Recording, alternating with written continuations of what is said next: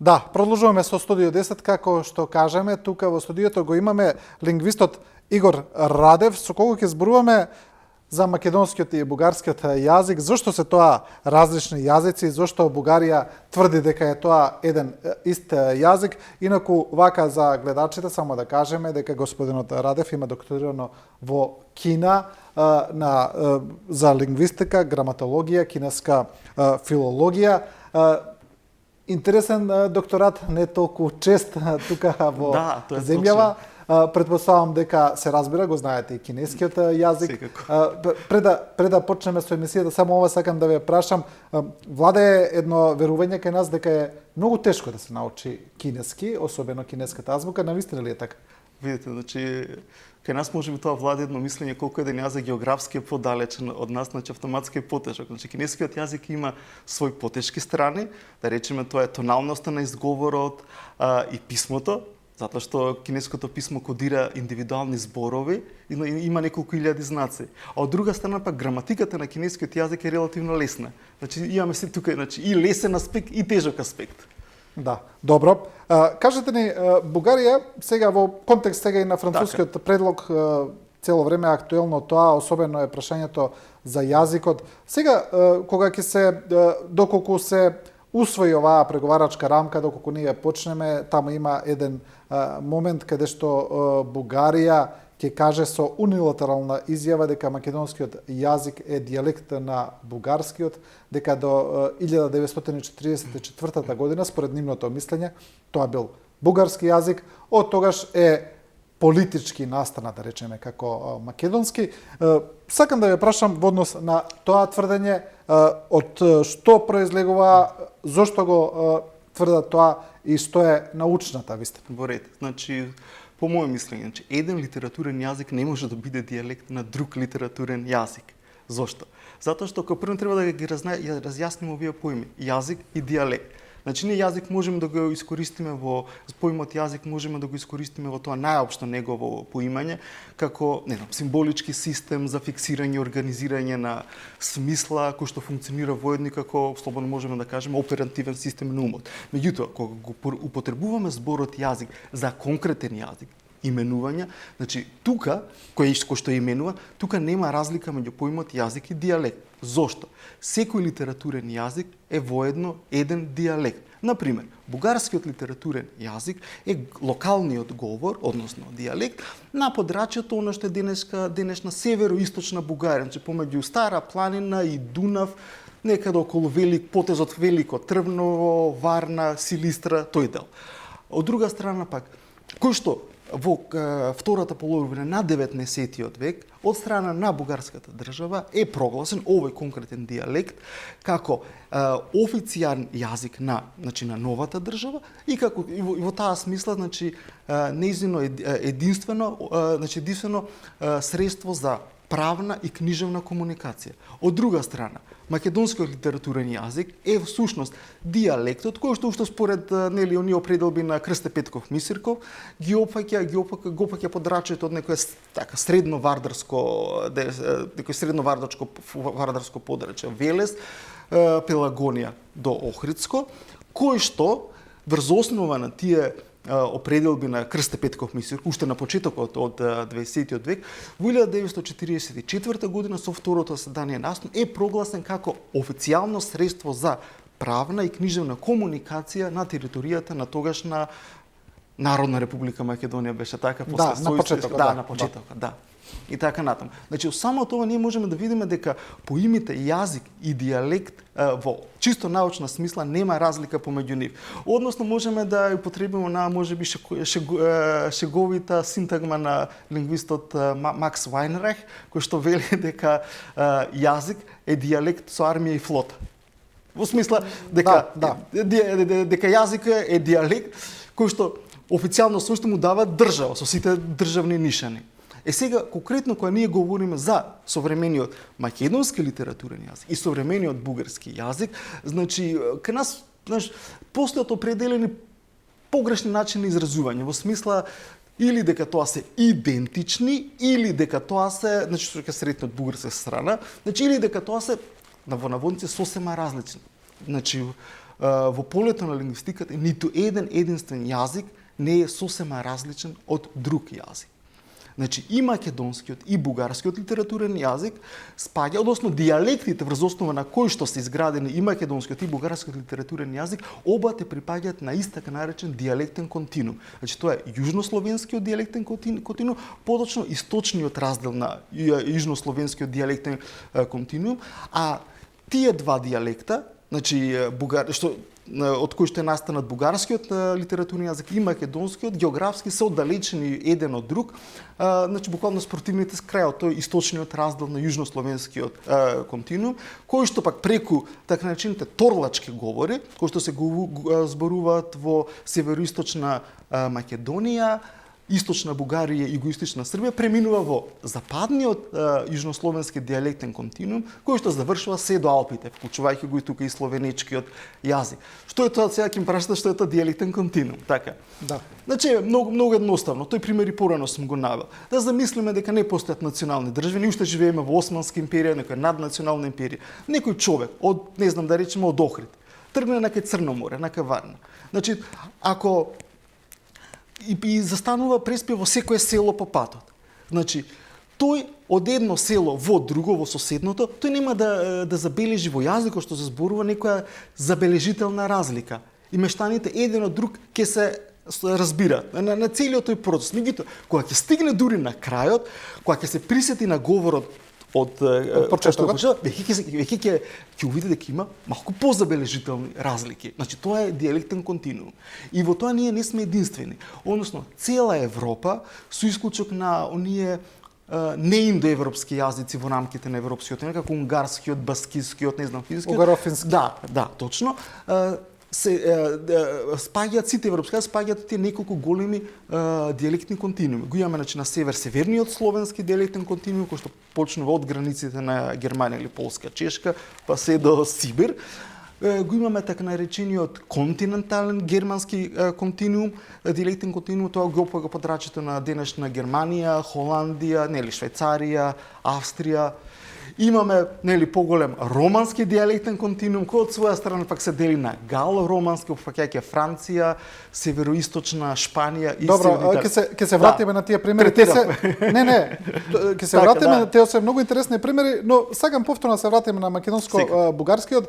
Значи, тоа се два различни литературни јазика, кодифицирани, тука нема ништо спорно, но еве лингвистички забуната или да речеме спорот настанува еве ако излеземе од државните граници. Так. И сега одиме кај македонците во Егејска Македонија или кај македонците во Албанија. За нив Бугарија ќе каже тие зборуваат на бугарски јазик, а Македонија ќе каже дека зборуваат на македонски јазик. Тоа прашање многу лесно може да се разреши. Да, нивниот локален говор да се спореди. Дали споделува повеќе заеднички јазични црти со кодифицираната норма на македонскиот литературен јазик или со на бугарскиот? И одговорот е јасен. Значи, кон кој се поблиску. И всушност, кога ќе кажеме, добро, ова е веќе во социолингвистичка смисла на зборот. Да. Значи, ако бидејќи тука немаме државни граници, тие се во друга држава, во трета, за тоа. Точно, така, да. Значи, ние можеме да кажеме дека тие зборуваат на македонски јазик, значи ако зборуваме стручно научно, еве доставиме на страна, се разбира, доставиме на страна нивното самочувствие. Врз основа на тоа што локалниот говор што го говорат споделува повеќе црти со литературната норма на македонскиот литературен јазик отколку што бугарскиот. Инаку тие ако се чувствуваат како македонци, истовремено се и македонци. Мислам, истовремено се македонци во секоја смисла на зборот, мислам. Тоа е на крајот сепак најважно. Да. Зашто можеме и ваков пример во Западна Европа. Значи, локалните говори во Германија, во провинцијата, тоест сојузната држава Северна Рајна Вестфалија, околу, значи, долниот тек на Рајна, тука Дуисбург, тие повеќе блискост имаат со холандскиот литературен јазик, отколку со германскиот. Меѓутоа, луѓето кои што живеат таму се чувствуваат како германци, а не како холанѓани. Значи, сепак прашањето за самоидентификација и за тоа што секој го тврди за себе дека е најважно. Да, тоа се точно. Тоа се различни. На крајот се сведува на тоа, да. Тоа се различни прашања. Значи, само идентификацијата представува суверено право, односно идентификацијата на сопствениот јазик представува суверено право на говорителите на тој јазик. Затоа можеме еве Скандинавија да ни послужи како идеален пример на споредба, кај што можеме да видиме ситуации слични со македонско-бугарската, но истовремено и различни. Да го земеме примерот, нели сите ние велиме дека во норвешко официјален јазик е норвешки, така? Меѓутоа малкумена од нас само малку како предисторија на проблемот. Дека целиот простор на Скандинавија, односно Данска, Шведска, денешка Шведска, Норвешка и Исланд представува еден дијалектен континуум, кој што веќе го спомна, тоа е северно-германскиот дијалектен континуум, каде што нема одсечно преминување од јазик во јазик, туку се е постепено. Исто како и во нашиот случај. Меѓутоа, треба да запомниме дека Норвешка од 1348 година, па се до крајот на 19 век се наоѓа под данска власт. И при тоа Норвешка во втората половина на 14 век имала таа несреќа да пострада многу од бубонската чума, нели? Каде што дури 60% од населението умира. Тоа доведува изворните дијалекти од овој дијалектен кој што се говореле во Норвешка да исчезнат. И наместо нив луѓето да почнат да зборуваат на дански дијалект, на јазикот кој е дојден од Данска преку морето. Така што кон крајот на 19 век, кога Норвешка станува независна, повеќето од населението, 85% од населението, всушност говори на дански јазик. Меѓутоа, со осамостојувањето на Норвешка, овој дански јазик што се говори во Норвешка се преименува во норвешки и го нарекуваат и букмол, односно книжевниот јазик. Сега, во 19 век, во истиот овој период, има еден норвешки писател и лингвист, Ивар Осен, кој што пак не е задоволен од оваа состојба, врз основа на преживеаните дијалекти од тој стар норвешки дијалектен континуум, кои што зачувани во планинските подрачја, значи источно од Берген, значи од тие скандинавските планини, се обидува да даде втора литературна норма на норвешкиот јазик, која што би била континуитет со тие постари норвешки дијалекти, кои што не биле заменети со данскиот јазик, ја нарекува таа литературна норма нюнорск, односно ново норвешки, што малку иронично би требало старо норвешки. Старото норвешко. Не заживува. И денешно, кога кажеме денешниот норвешки јазик, всушност мислиме објективно ако гледаме на данскиот. Но суверено право на Норвешка, како независни суверена држава, да се го именува како сака. Таа си го решила да го именува како Норвешка. И Данска во тоа не се буни. Зошто? Затоа што тоа прашање на внатрешниот суверенитет на државата. Значи данците кога гледаат на овие бајарања на Бугарија, веројатно им се анахрони, да не кажам смешни, но анахрони сигурно. Точно. Дури ако можем да искомплицираме и повеќе оваа скандинавска јазична состојба, може да кажеме дека потомците на тие стари норвешки дијалекти ден денеска постојат и врз нивна основа е направен еден национален кодифициран литературен јазик. Меѓутоа тој не се вика норвешки, туку се вика исландски. Зошто? Затоа што островот Исланд е населен од доселеници од Норвешко. Тој претходно бил ненаселен остров во кон крајот на 9 век, ако не се лажам, и тие норвешки дијалекти си продолжиле таму. Само сега се именува како исландски. Инаку сите овие јазици што се дански, норвешки, без разлика дали станува за книжевниот јазик букмол или за овој што е нинорск, ново норвешки, Ивар Осен што се обидел да го промовира, значи сите тие представуваат еден дијалектен континуум кој што како свој најстар литературен јазик го има така наречен старонордиски јазик, кој што некаде значи има пишани паметници од него некаде 9-10 век натаму. Сега, меѓутоа, тој старонордиски јазик се употребува во тоа во пишаните документи се употребува два термина за него. Значи, ако не сум ставил, норент мол, односно буквално северниот говор и донск тунга, буквално данскиот јазик. Значи, овој вториот термин е фиксиран доцна дури да речеме во 12 век во познатиот исландски законник, така наречен законник на сивата гуска. Сега, ако врз основа на ова Данска почне да оспорува сите скандинавски јазици, од што се вика од шведски, норвешки, сите може да ги оспори, се може да се оспори. Како самите тие, да речеме, гледаат на јазичното прашање, ќе ни послужи Нордискиот совет. Значи, Нордискиот совет е форум на нордиските земји, каде што јазичниот протокол на Нордискиот форум е дека помеѓу норвешки, дански и шведски не се вршат преводи. се вршат само со фински, затоа што финскиот е нели угрофински, нема. Инаку они се нема разбираат врска. сите. Сите се разбираат, да. Добро, да се вратиме повторно на македонско-бугарскиот, токму со оваа последнава реченица дека сите се разбираат и ние се разбираме со бугарите, тоа е И факт. со србите, И со србите, но ми се чини дека сепак македонско-бугарскиот јазик се најслични во таа јужнословенска група и дали е тоа така? Навистина се најслични? Да, секако дека е така. Можам да објаснам и нагледно, ако ми ги позајмите листовите хартија. Добро. Сите дадете ми ги. Не ви требат или? Не, во ред. Во ред. Значи, тоа е вашето интервју, инаку, да, може да се подсетите, да. Инаку, да речеме, кога говориме за јазици, обично го потребуваме тој термин блиски јазици. Ние се замислуваме дека јазиците демек се изолирани монади кои стојат на растојание еден од друг, а се меѓу нив може да има поголемо или поголемо растојание. Таквата метафора е сосема погрешна. Ние треба јазиците да гледаме како системи на комуникација кои што се преклопуваат. Ако го земеме овој македонскиот, овој бугарскиот јазик, меѓу нив има најголемо преклопување. Ако земеме овој српско-хрватскиот, има малце помалку, па понатаму не знам словенечкиот, значи има уште помало преклопување, па словенските, па индоевропските јазици, па со сите светски јазици. Меѓутоа, на крај, ако ги земеме сите светски јазици, буквално што може да постојат, дури најекзотичните, како јазиците на бушманите од пустината Калахари или на абориџините од австралискиот континент, сите јазици мора да споделуваат еден минимум. Тоа се така наречените јазични универзали. Во таа смисла на зборот ние не можеме за еден јазик да кажеме дека е апсолутно различен еден од друг. Туку најдобро да користиме преклопување. Македонскиот литературен јазик има најголемо преклопување со бугарскиот, па понатаму по тој редослед со српско-хрватскиот, словенечкиот, не знам, исто останатите словенски јазици, па балтиските јазици, па останатите индоевропски јазици и така натаму и така натаму. Бидејќи доколку се навраќаме наназад, нема врска. Доколку се враќаме наназад, секогаш ќе дојдеме до еден ист предок, нели? Или така би требало, заеднички предци, некои ќе дојдеме до нив.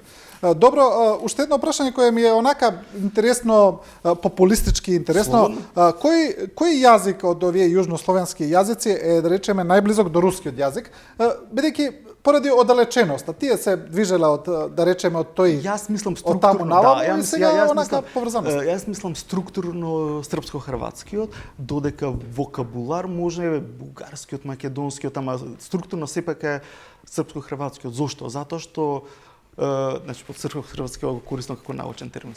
Сите тие јазици, целиот тој комплекс на да, и за тоа може да малку да поразговараме. Тоа е следно за јазик од социјална гледна точка и од чисто лингвистичка. Сега зошто го велам ова? Затоа што зошто не ќе прашате зошто не бугарскиот или македонскиот? Затоа што тоа е интересно. Бугарскиот и македонскиот синтактички споделуваат повеќе заеднички црти со новогрчкиот, албанскиот и романскиот и влашкиот, отколку со останатите, да речеме, како да ги речеме, флексивни, односно падежни словенски јазици. Затоа што тоа е многу убава тема за истражување, за така наречениот балкански јазичен сојуз, каде што јазици од разни потекла, значи имаме словенски, имаме романски јазици, албански, добри грчки, се посебни во индоевропското семејство, меѓутоа во нивното взаемно действување, комуникација развиле, значи идентична синтактичка структура.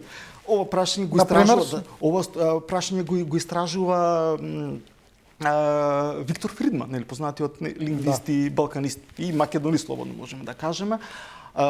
Пример, значи сите овие јазици, односот меѓу поимите, односно меѓу зборовите во јазикот, го изразуваат пред се со помош на предлози, а не со помош на падежи. Секако пример во српско-хрватското има, тој лежи тука на средина, за да ме разберете.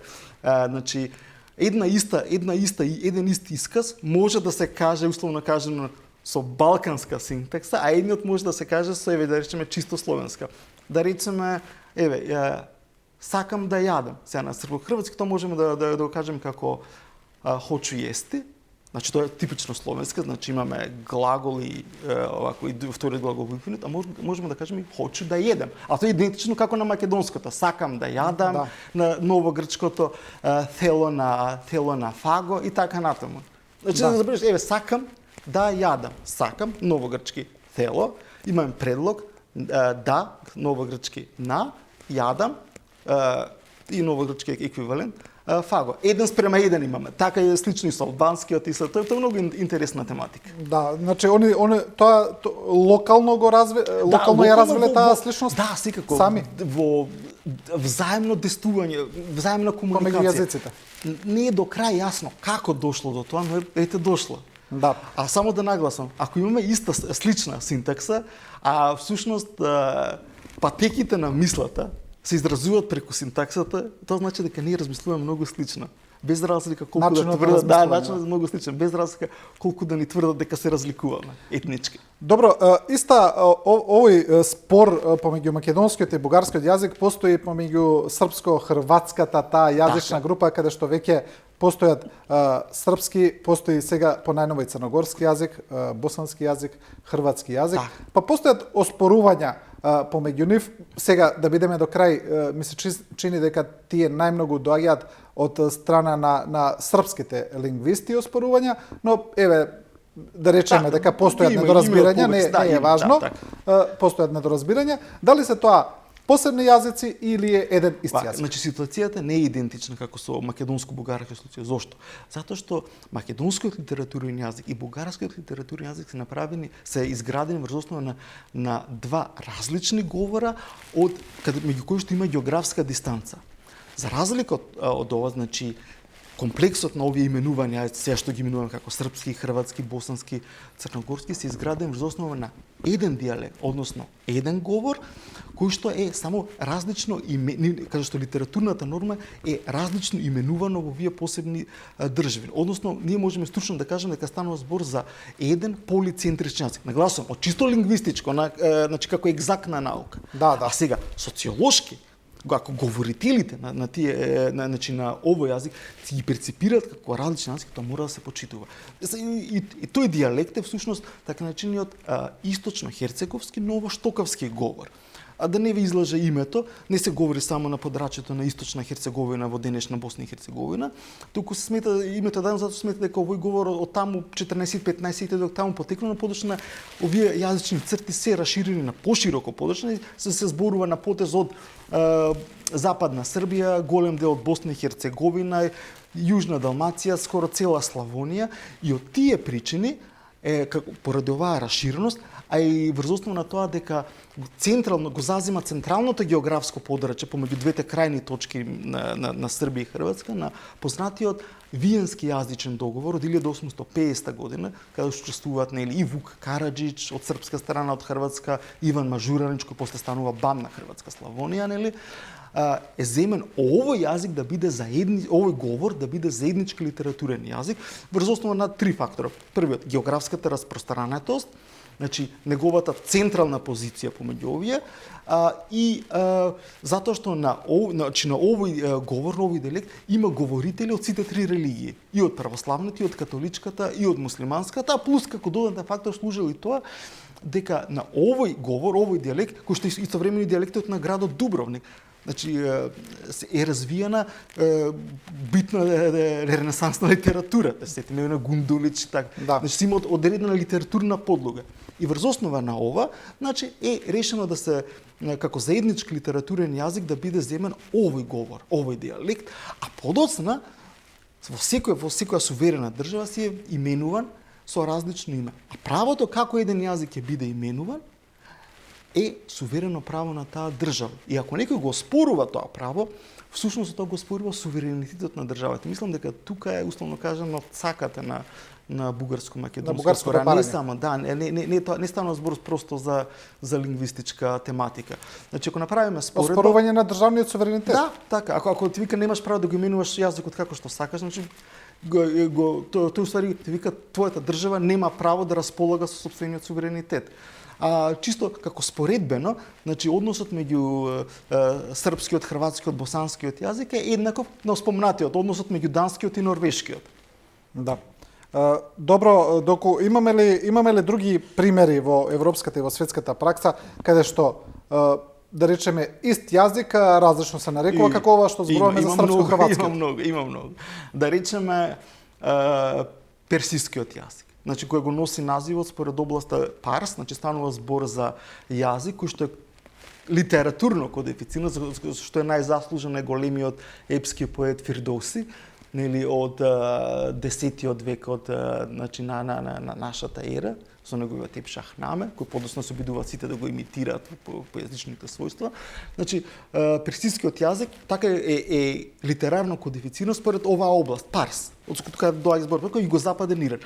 Меѓутоа, јазичните овие јазични црти за време на последните векови на Сасанидската иранска империја и Абасидскиот халифат се шират и во источното иранско подрачје, кој што претходно се зборувале јазици од источната иранска група, бактриски, согдиски и така натаму. Меѓутоа, со текот на времето, овој јазик во Авганистан денеска именуван како Дари, е официјален еден од официјалните јазици на Авганистан, а во Таџикистан е именуван како Тоџики, односно таџички. Иако станува збор за јазик кој што е литературен јазик кој што е воглавно оформен од исто дијалектно подрачје, токму како српскиот и хрватскиот. И имаме таков пример значи, на индискиот подконтинент со хинди и урду. Значи станува збор за еден северно-индоаријски јазик, чија што дијалектна основа е говорот на Делхи, Дехлави, така го вика. Меѓутоа, тука имаме една културолошка разлика. Муслиманите на индискиот подконтинент овој јазик го именуваат со зборот урду и го пишуваат со арабица, додека хиндусите го именуваат со хинди и го пишуваат со деванагари. А урду е официјален јазик на Пакистан, а сега многу интересно во Индија. Индија има 22 официјални јазика, меѓу кои што два пати, мислам, и хинди и урду фигурираат. Иако станува збор за истиот јазик. Со тоа гледаме како немаат комплекси во однос на овие работи. А сега пак лингвистите, научниците за да не прават дилеми, не прават проблема од ова, обично стручно да го користат јазикот, чисто во лингвистичка терминологија, го користат називот Хиндустани. За да не кажат хинди или урду, да не се навреди едниот или другиот. Едно како вамо што е српско-хрватски, така, така му доаѓа. Имаме еден коментар кој е за вас, ми се чини дека е стручен, се чини дека е од некој гледач кој е подкован на овој план. Предпоставам дека зборува за македонско-бугарскиот, бидејќи не посочил. Вели, на лексички план ние сме слични, недеклинативни јазици, принципите ни се различни. Тие пишуваат по морфолошки принцип, ние пишуваме според фонетски принцип. Различни субјекти сме. Добро, тоа е неговиот коментар, сакав. Сосема на место. Оно што кажува за пишувањето, за правописот, така, дека македонскиот правопис предпоставувам, не знам, јас вие ги кажете. Да, македонскиот правопис повеќе се води до направило што му го припишуваат на Вук Караџич, нели? Пиши као што говориш, говори као што пишеш, а тоа не е на Караџич, тоа е всушност на германскиот лингвист Јохан Криштоф Аделунг, не е битно, додека бугарскиот во правописот задржува, значи не го следи секогаш точно од изговор што се слуша зувото, туку следи морфолошки црти. Но тука да направиме една разлика, значи писменоста е едно, јазикот е друго. Јазикот постои пред писменоста. Јазикот не зависи од писменоста. Писменоста е вторична во однос на јазикот. Односно јазикот не може да се поистоветува со писменоста. Значи, чисто екзактно лингвистички. Писменоста е норма која е воспоставена. Утре да речем, сега Македонија може да реши да по некоја година да почне да пишува со, не знам, со латинично писмо или со корејско писмо можеме да пишуваме македонски јазик и така натаму. Ама тој јазикот нема да го смени. Јазикот си е ист. Турскиот јазик си бил турски јазик кога го пишувале на арабица или после Кемал Ататурк што го пишуваат сега на латиница.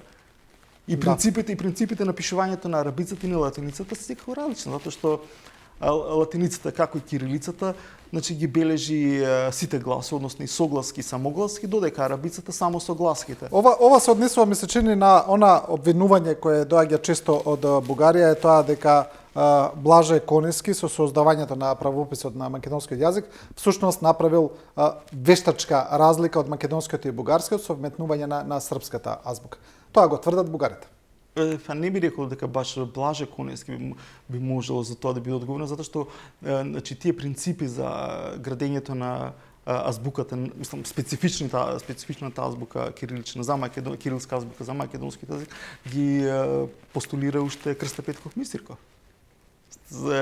А во врска со тоа, значи повторно нагласувам, јазикот и писмото се различни. И бугарската азбука, односно бугарската верзија на кирилицата има трпено правописни реформи. Значи последната, ако не се лажам, после Втората светска војна, значи употребува, значи изфрлени се од употреба букви кои дотогаш ги користеле. Дали тоа значи дека тие со тоа го сменили јазикот? Не. Да.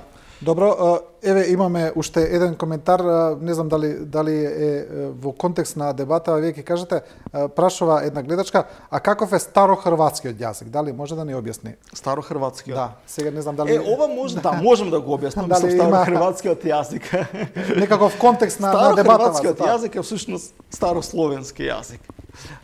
Може да се погоди да е интересно, пред лани читав една книга од американскиот историчар, како да речеме, кроатолог и славист, Џон Фајн, каде што книгата беше посветена на употребата на поимот хрватски во периодот од средниот век се до, значи, од крал Звонимир до 16-17 век. Е многу интересна забелешка дека од сите називи, кај што можеме ние да најдеме именување на јазик кој што се говорел во Хрватското кралство, а подоцна и под Унгарија и така, во хрватски основи, скоро никогаш ние не можеме да најдеме дека да се употребува придавката хрватски за јазикот. Туку се употребува секојаш варијанта на словенски, дали славонски, словински, славенски и така наптаму. Додека името Хрват се употребувало пред се за елитата, за владеачката елита на Хрватското кралство, за тие 12 хрватски родови што го формираат, има првично политичка функција, а додека потоцна се развива и етнографската функција на овој поим, претежно почнувајќи од тоа винодолско, значи северозападно хрватско подрачје денес. Да. Тоа сакам да кажеме дека ние се замислуваме дека националните идентитети се неменливи монади. Не е точно. Тие трпат еволуција низ историјата. Вие ги спомнавте и самиот примерите на грчкиот и на албанскиот јазик, тоа не се соседни јазици. Колку од моето скромно познавање знам дека тие два јазика се на некој начин посебни, немаат однос со некој друг јазик. Можете ли да не објасните повеќе? Делумно тоа е така, во која смисла делум? Затоа што и грчкиот, значи и албанскиот јазик се дел од индоевропското семејство на јазици, заедно со нашиот санскрит, ирскиот и така натаму, персиски, значи и понатаму. Меѓутоа, во рамките пак на тоа индоевропско, тие не се дел од некоја подсемејство, значи по група, како што сме ние од словенската или на француската, што е од романската, холандската, што е германска, да, во таа смисла, да, тие се во рамките на индоевропското семејство немаат сегашни сродни јазици. Меѓутоа не значи дека немале во минатото. Конкретно за албанскиот. Можно е албанскиот врз основа на тоа што фонетиката на современиот албански јазик најслична е до фонетиката на романскиот. А сега се знае дека романскиот јазик како супстрат, пред да преминат да зборуваат на јазик што потекла од латински, односно романски јазик, таму се зборувало дачки, односно кој спаѓа во тракиската група на јазици. Сега, врз основа на тоа се има некои лингвистички претпоставки дека албанскиот, ако земеме се дека потекнува од илирскиот, дека можеби илирскиот со трачкиот составува едно илирско трачко јазичко се, тоа се само хипотези. Не можеме да знаеме ништо. Бидејќи за илирскиот јазик нема докази пишани никакви. Немаме делумно само, индивидуално, немаме некоја реченица која што можеме да идентификуваме. Да.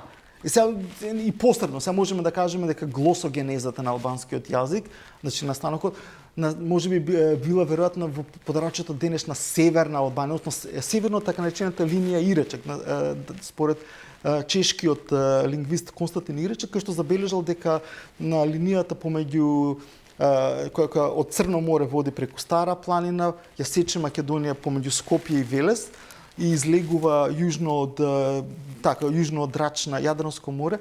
Надписите во антиката, јужно од оваа линија претежно се на грчки јазик, а северно се претежно од латински јазик. Например, во албанскиот јазик, во старите слои на албанскиот јазик, ние не наоѓаме заемки од грчки, а меѓутоа има од латински. Например, не знам, војска, уштрија во албански од латински екшерцитус. Да.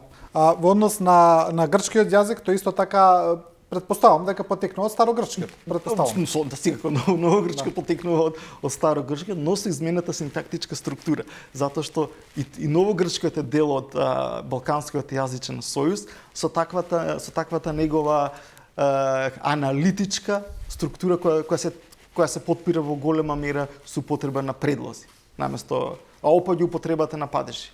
Да. Задржани се само 3 сега. Добро, да се вратиме повторно на нас.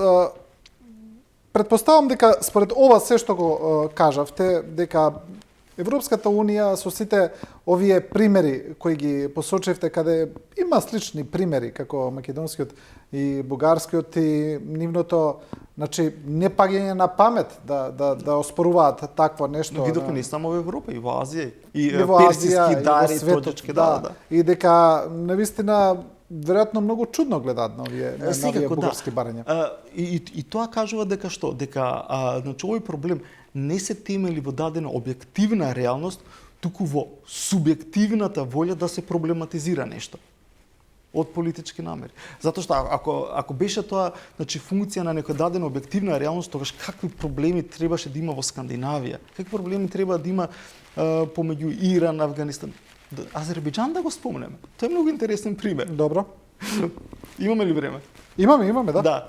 Значи, во денешно време постои држава Азербејџан, значи во Кавказ, која што го опаќа источните низини од за Кавказието, каде што официјален јазик е азербејџански јазик, кој е дел од огус-туркската група на јазици, затоа заедно со турскиот и туркменскиот јазик. И народот кој се идентификува себе си со името азербејџанец. Така, меѓутоа, треба да знаеме дека изворно зборот Азербејџан, односно Адарбаган, е ирански збор, има иранско потекло. Зборот Адар на персиски значи или атар значи оган. Зборот се до некаде 11-тиот век под поимот Адарбаган, поточно, се подразбирала северозападниот дел од иранската висорамнина. И забележете, тоа нема преклопување со денешната држава Азербејџан, каде што после селџучките значи миграции, инвазии во 11-тиот век, источниот Кавказ, како и овие северозападни делови на Иран, како и Анадолија, почнува јазично да се туркизира.